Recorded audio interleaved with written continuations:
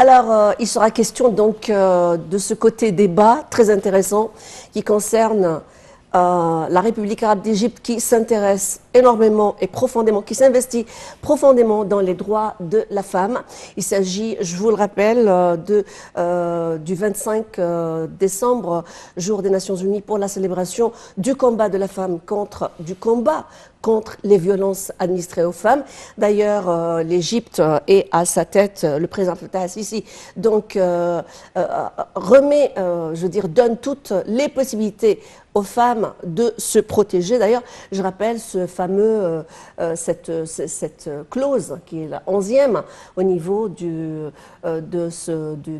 la constitution égyptienne qui stipule le droit de la femme donc à se protéger contre les violences. Je rappelle que la présidente du Conseil national de la femme, Maya Morsi, donc a participé à l'organisation des fêtes, des célébrations qui ont été faites par la Chambre américaine à l'occasion de la campagne des séjours d'activité contre la violence à l'égard de la femme.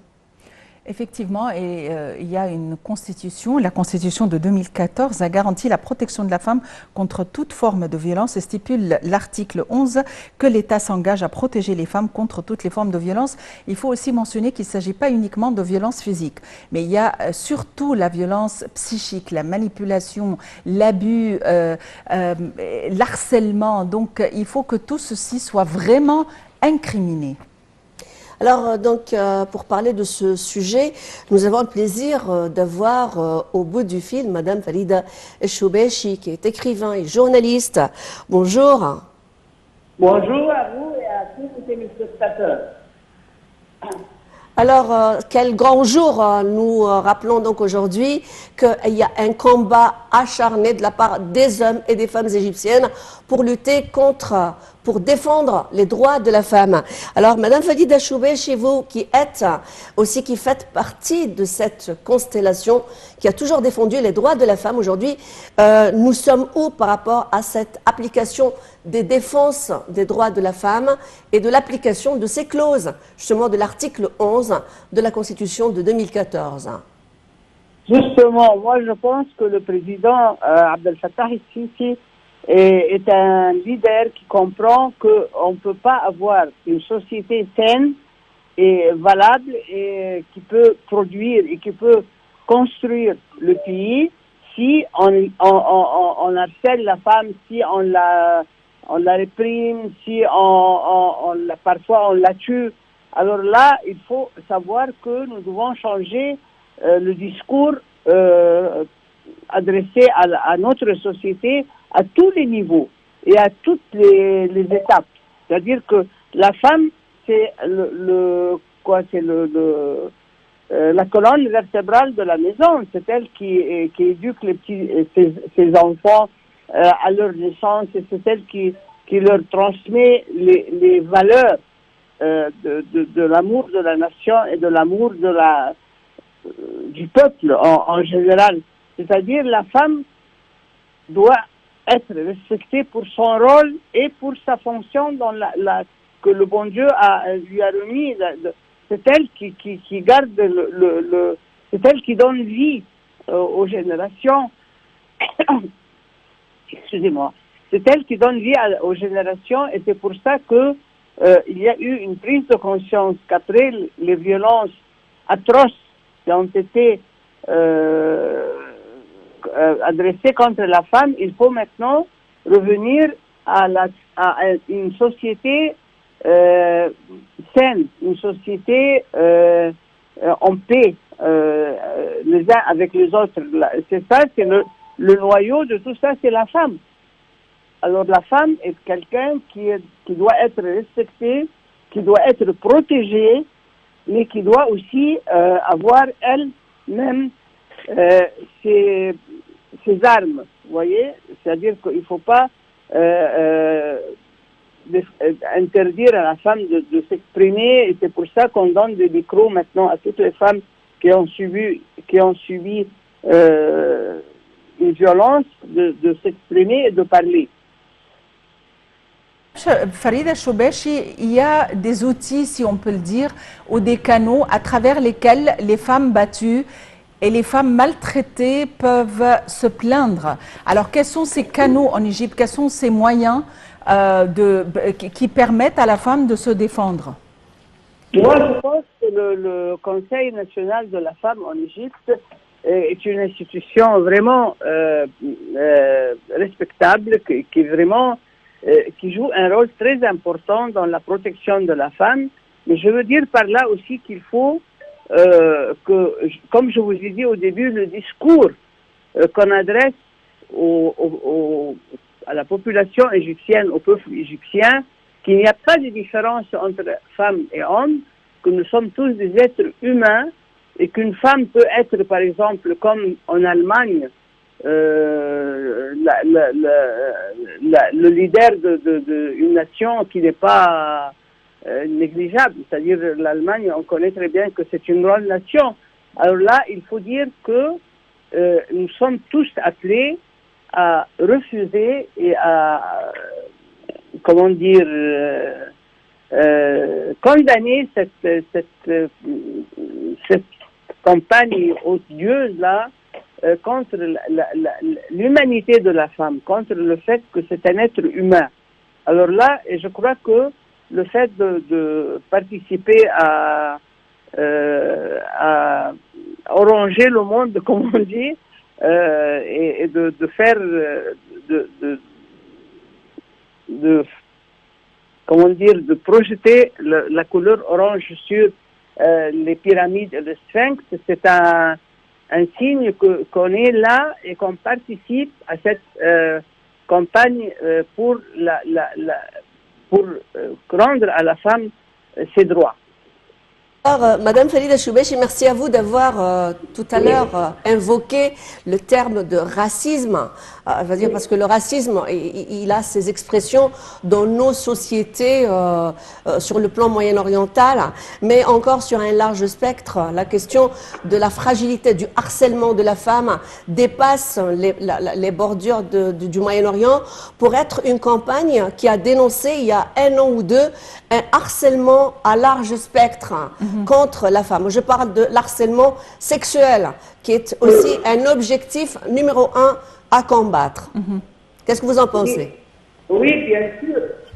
Bien sûr, nous devons tous, je vous dis que pour qu'on ait une société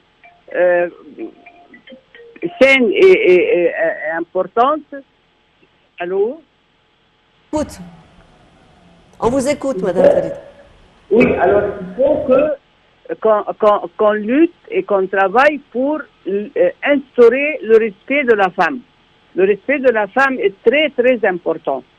C'est-à-dire le respect de la femme, c'est le respect de toute la société, de tout le peuple. Parce qu'on ne peut pas diviser le peuple, c'est presque une guerre civile qu'il lance. De quel droit on agresse la femme? De quel droit? Eh bien, je veux dire une chose très importante. À mon avis, la femme apporte une part de responsabilité dans sa situation actuelle.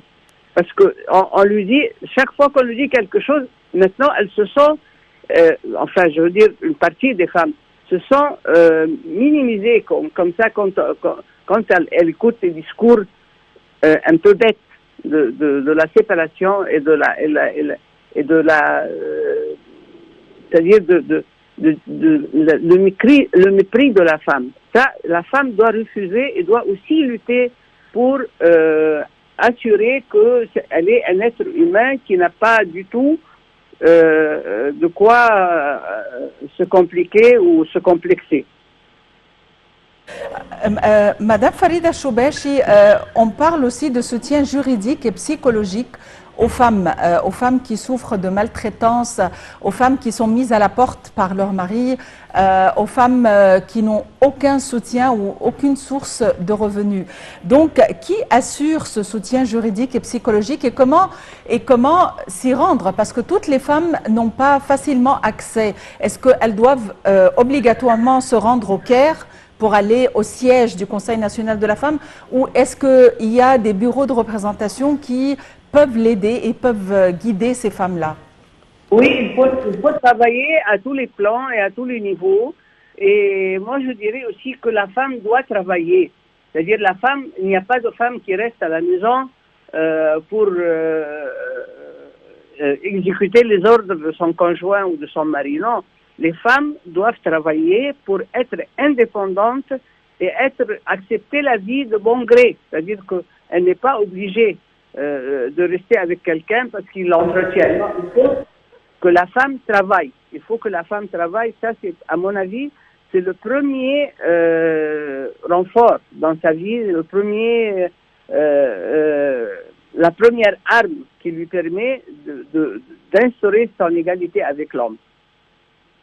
Alors, Madame Farida Choubechi également, donc du moment qu'on parle dans le vif du sujet, je parlerai maintenant sur deux axes, si vous me permettez, qui sont d'une extrême importance, dont souffre la société en général. Les violences conjugales, entre autres, qui sont un très grand titre dans la vie des femmes, de centaines, de milliers de femmes, et justement l'occasion de dire que le président de la République, qui lui s'attelle à donner à la femme toutes les possibilités pour lui instaurer ses droits et la mettre là où il faut, partie intégrante, peut-être leader de la nation. Comment peut-on justement booster les processus juridiques pour protéger les femmes contre la violence conjugale, qui est un problème qui existe jusqu'à maintenant? Moi, je crois que le nouveau Parlement doit légiférer des lois, doit aussi instaurer des lois qui protègent la femme et qui condamnent et punissent les hommes qui commettent la violence contre la femme. Mais je crois aussi que le président, du fait qu'il y a maintenant un minimum de 25% des membres du nouveau Parlement qui sont des femmes, ça c'est très bien. Alors la femme et pour la première fois va être bien écoutée par toutes les parties, toutes les tranches du peuple égyptien. Madame Farida Choubechi, on parle aussi d'une loi qui incrimine l'intimidation. Ce n'est pas uniquement la violence physique ou la violence verbale, mais aussi le fait d'intimider les femmes est considéré comme un crime. Est-ce que ça s'applique en vie réelle? Non, ça ne s'applique pas encore, parce que vous avez des chaînes de télévision qui ouvrent leurs grandes portes à des gens qui sont vraiment des arriérés et qui parlent de la femme d'une façon inacceptable. Alors là, c'est pour ça que je demande un éveil total du peuple avec l'État. L'État commence maintenant à vraiment ouvrir les yeux et à vraiment voir avec une considération exacte le mal qu'on peut avoir à cause de cette incrimination-là, de cette discrimination. Alors, d'un autre côté aussi, cette question de violence ne s'arrête pas aux questions conjugales. Il s'agit aussi de violence institutionnelle. Je veux dire, la femme peut être vulnérable et fragilisée au vu des institutions là où elle peut travailler. Elle peut être harcelée sans qu'il y ait de poursuites judiciaires. Comment pensez-vous que le nouveau Parlement égyptien, avec le soutien bien sûr du Sénat, comment peut-on donc donner un coup de pouce à des procédures qui puissent garantir, qui puissent, je veux dire, sauvegarder l'honneur, l'intégrité, l'humanisme, l'humanité de la femme dans un contexte constitutionnel au niveau du travail? Justement, ça c'est une priorité pour le nouveau Parlement, parce que nous voyons maintenant des cas d'agression contre la femme inacceptables. C'était impensable il y a quelques années. C'est-à-dire la femme maintenant, en marchant dans la rue, elle doit suivre le point de vue de certains hommes ou de certains certains, disons, religieux ou je ne sais plus quoi. Alors là, maintenant, il faut assurer la liberté de la femme et son droit de choisir ce qu'elle veut, de travailler dans n'importe quel poste n'importe quelle fonction dans l'État, parce que, comme je dis, la femme est égale à l'homme. Le bon Dieu a créé l'être humain. Il n'a pas dit des femmes et des hommes. C'est l'être humain et la femme est un être humain par excellence. Madame Farida Choubachi, justement, on vient de parler de violence institutionnelle. Allô?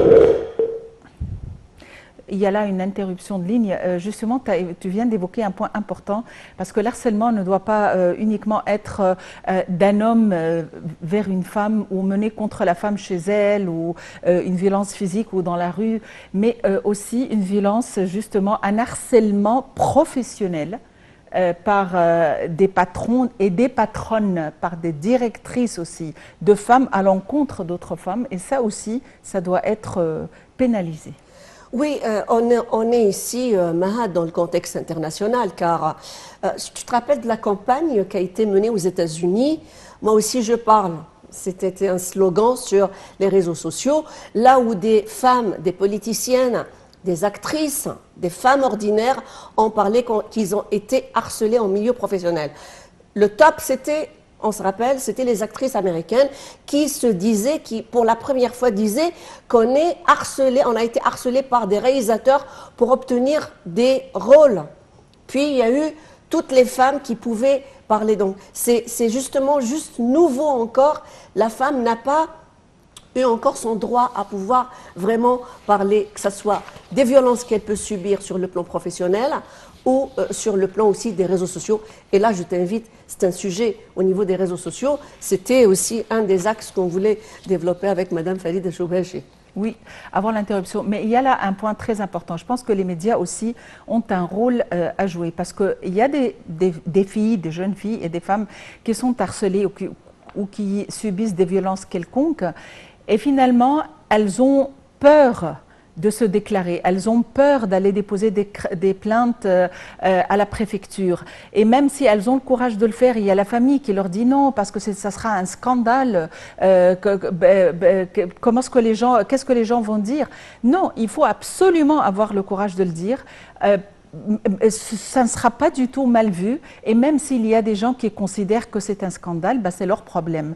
Mais il faut absolument chercher ses droits, il faut absolument déposer des plaintes, il ne faut jamais avoir peur de crier à haute voix et de dire j'ai été harcelée, j'ai été maltraitée, j'ai subi une manipulation, un abus quelconque, que ce soit verbal ou physique.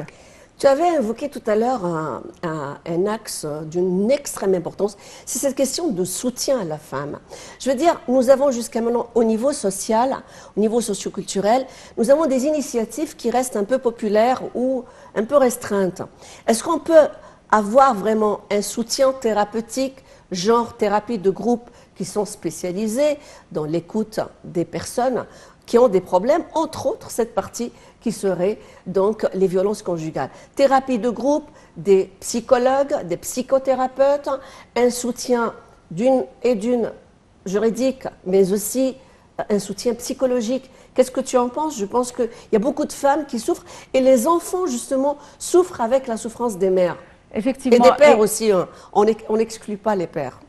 Et les violences conjugales doivent vraiment être considérées comme une enfreinte à la loi. Parce que jusqu'à présent, j'ai l'impression que les violences conjugales sont considérées comme un sujet privé, comme une affaire familiale. Non, ça doit être incriminé, ça doit être pénalisé. Une violence conjugale est inadmissible. C'est vrai que par culture, il y a des familles qui estiment que c'est normal, ça arrive, c'est une manière d'exprimer sa colère. Une fille qui va chez ses parents pour dire j'ai été battue, les parents disent non, retourne à ton mari, garde, ne détruis pas ton mariage, c'est pas un problème. Qu'est-ce que les gens vont dire? Encore une fois, tu vas divorcer. Non, mais il faut vraiment changer cette mentalité malade.